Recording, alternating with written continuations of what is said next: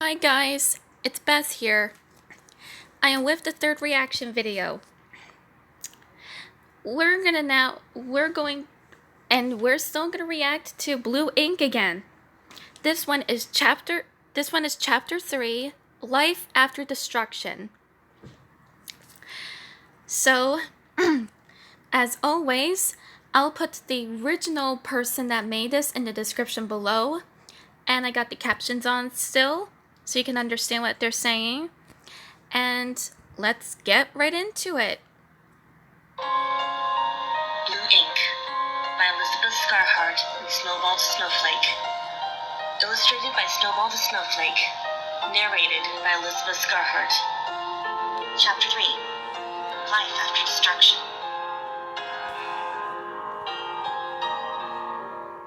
Papyrus had his hands over his brother's eye sockets as he let him outside. Once the doors shut behind them, he lifted them, revealing what looked like a motorbike, but with several extra gears, giving it a steampunk-like appearance. Well, it took a few weeks, but we finally got it. A device specifically for interdimensional travel. Whoa! Sans excitedly ran up to it, examining it closely before hopping on. It looks so cool. Thanks, Abby. Where's Undyne? I want to thank her too. She's pooped from putting this together. I'll let her know you love it, though, Papyrus said. So, ready to take it for a spin? Sans nodded and started it up. The engine roared to life, and a button push opened a hole into the antivoid. See you later, brother. I'm off to locate Ink. He waved to the tall skeleton, who wished him luck. He then zoomed through the portal that closed behind him. The void was just as he remembered it. White. Lifeless. It was hard to believe someone like Ink would live in a place like this. Then again, it did look like a giant piece of paper. Sans had no way of knowing which direction he was headed or where to find Ink. He simply started up the bike and drove forward, hoping for the best. Hours passed, or at least it felt like hours. Sans lost all concept of time very quickly. That was another thing he remembered from his imprisonment. The feeling of time not existing. There was nothing to measure its passing other than his own breaths. Sans grew tired and hungry. He also knew that soon he'd run out of fuel. But he pressed forward. He had to keep searching until the last possible minute. He had to make sure Ink was all right. Sans? Relief washed over Sans as a familiar voice was heard. He stopped the bike and turned. There stood Ink in front of a zipper? What are you doing here? Or better yet, how are you here? Ink asked. Papyrus asked Undyne to invent this so I could travel to see you. Sans replied. I was worried about you. You've been living with Era this whole time. And sorry guys, I am eating pizza, so if you hear crunching noises, that's me. Yeah, if he sees you here, you're going to have a bad time. Ink warned. Here, follow me. Ink unzipped the zipper and Sans dismounted the motorbike following him. Inside the zipper looked like the inside of a Picasso painting. Everything was made of colorful shapes of all sizes. They didn't always match up, but you could still tell what everything was. Era can't touch this place. We can talk safely here. Ink said. He sat down on his couch and Sans sat next to him. Nice place. You really made a cool pocket for yourself. Sans smiled. So Era can't harm you as long as you stand here? That's good to know. See, I told you have nothing to worry about. Ink smiled. But Sans still felt he had much to worry about. Ink looked tired. Bags were forming under his eyes. His color also seemed off. I do appreciate you checking on me, but Era's still after you. If you keep coming here, you'll practically be turning yourself in. I don't want you to get hurt. He is? Why? Sans asked, alarmed. If he gets a hold of you, he can try to destroy your universe. It came close to working last time. No doubt he wants to try a similar approach. Ink told him. I don't want you to get hurt, so please, stay in your universe. It's easier for me to protect you if I know where you are. Sans shook his head. This isn't about me. I can't leave you to deal with him alone on a daily basis. Even if he can't physically hurt you, you shouldn't have to live with a guy. That's just how it works. Ink said, refusing to meet Sans's eyes. After several moments of silence, he said, It's been like this since we were created. What do you mean? Sans asked. Where? Where do you come from? Why do you encourage and inspire creativity? Why do you fight error? And just another reminder, this is where Ink Sans tells about how he was created, so be prepared. And it was actually a really good story of how he tells Underswap Sans how he was created. Just a reminder, we can get back to the video. It's a long story. Ink said. But if you're willing to listen, I guess you earned the right to hear it. You came all this way here after all. He took a deep breath, rubbing his eye sockets with his index finger and thumb. Sans got comfortable and waited patiently for Ink to begin. It must have been a difficult story. Okay, remember how I told you that a lot of universes have you in it, but they're all different somehow? Sans nodded. Well, once upon a time, there was a universe where you were a lot like your brother. Lazy, always hanging out at a restaurant. Still had your love of jokes, though. He was a sentry and a scientist, but there was really only one thing he truly cared about. His brother. His brother was the only family he had left. He'd had a hard life, but his brother always gave him a reason to keep hoping for the better. The two were possibly even closer than you and the Pyrus are. But it didn't last. A human possessed by an evil spirit came to the underground and began to kill mercilessly. The child was powerful and manipulative, and felt nothing towards the lives they took. Among those killed was Sans' brother. He was beheaded while offering a hand of friendship to the child. The Sans of that universe ran ahead and used every ounce of his power to try to stop the child from killing the king and avenge his fallen brother. They fought for hours, each falling and rising, over and over and over. It seemed that there was no way to end it. But in the middle of the battle, at the very second the human died, there was a huge anomaly, and time itself seemed to reset. For reasons beyond either of our comprehensions, this led to that Sans splitting into two identities. The first identity contained the creativity he had as a scientist, as well as his will to protect others, especially those he cared about.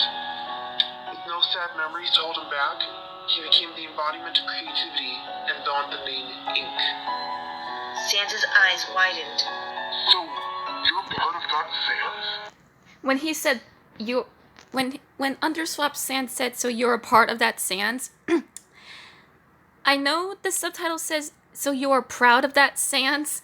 I know that is what it says, but go along with what Underswap Sans said. Don't. I know it's just a mistake.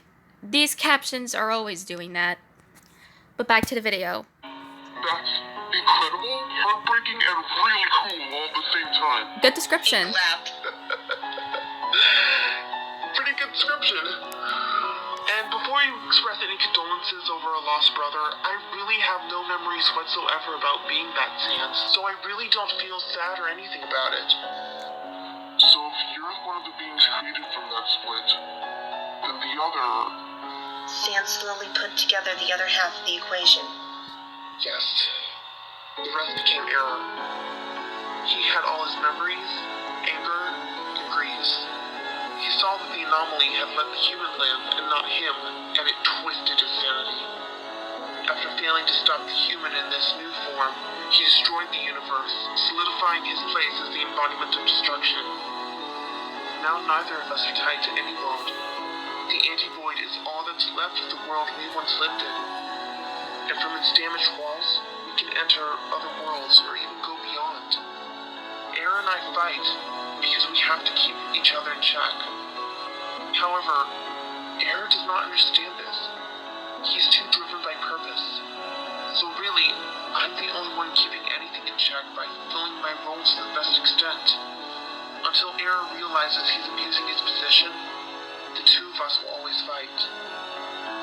Sans was quiet for a moment. Ink had a hard life. How was he able to smile each time they met? How had he not given up? Without thinking, he grabbed Ink in a hug. Aww. He frowned a little when he did. Was it just him, or did Ink seem a little warm? Ink was frozen, confused for a moment, before returning the hug. That's cute. I'm okay. It's not a bad life. Sans Sans pulled away and ink wiped Sans' tears. I get to see amazing worlds that have been created by the most unlikely of beings. Creatures you couldn't fathom. Sights I wish I could share with everyone for their sheer beauty. I don't just fight because I have to. I fight because I truly do want to protect those worlds and promote the creation of new ones. So don't cry. And don't worry about me. Everything's okay. Sans nodded, sniffling. Ink quickly And what you just saw on the screen, that was me charging my phone because it was about to die. Sorry. painted a handkerchief and handed it to Sans to blow his nose socket with. Thank you. Sans told him. I'm glad to know what's going on. But I still want to help any way I can. Well, right now you can help by making sure Error doesn't find you. Let's get you back. Though, can I ever ride the Snowden? I'd love to see what Undyne and Papyrus made. Ink's natural love of all things created rose to the surface. Of course. Sans grinned. I know. I love it as real. Sans and Ink both laughed before heading out of the pocket. A broken voice greeted them. Ink quickly left in front of Sans, grabbing his brush. Go Ink! Error attempted to ensnare Sans in strings again, but Ink created a sword to cut. Stay away from him, Error. He's not your puppet. Ink Go Ink! said, pointing his brush at Error. He would not let this thing use Sans again. Error summoned a blaster aimed at Ink, but Ink countered with his own rainbow shooting blaster. The countering blast sent them both back. Sans, get to your motorbike and get home. I'll cover you. Ink told him. Seeing the worry, he added, It's okay. I know what I'm doing. Sans reluctantly nodded and ran towards the motorbike. Ink ran alongside him, painting a wall as he went to protect Sans from physical attacks. Error growled and focused his attacks on Ink, but Ink turned into his paint form again and again to avoid being hit. This worked until Error summoned another blaster. Ink dove in order to avoid being hit, but in the process, Sans was left vulnerable, even though they were now inches away from the bike. Error threw more strings at Sans, but Ink thrusted his brush upward, using it to deflect them. He stood as Sans made the rest of the way to the bike. He started up the engine, but instead of immediately returning home, he turned and rode it straight at Error. Error wasn't fast enough to react and was thrown back by the impact. Critically wounded, he retreated. Sans sighed, believed he hadn't killed Error. Evil or no, he didn't want to take life. Besides, if he had understood the story correctly, it was important that both sides lived. That's true. Good. Great job, Underswap Sans. He turned to see if Ink was okay, and was instantly alarmed. Ink was trembling. He was leaning on his brush for support. There was a clatter and a thud as Ink collapsed, unconscious. Oh no, Ink! To be continued once again. And wow, they just left it there? Well, that is alright. Well, I hope you guys enjoyed that video. And now you guys understand where Ink Sans was created. Even though there are a bunch of different stories about Ink Sans that are completely different. But that's okay. Well, I hope you guys enjoyed this video. Make sure you comment, like, and subscribe. And I'll see y'all later in the next video tomorrow. Bye-bye, guys.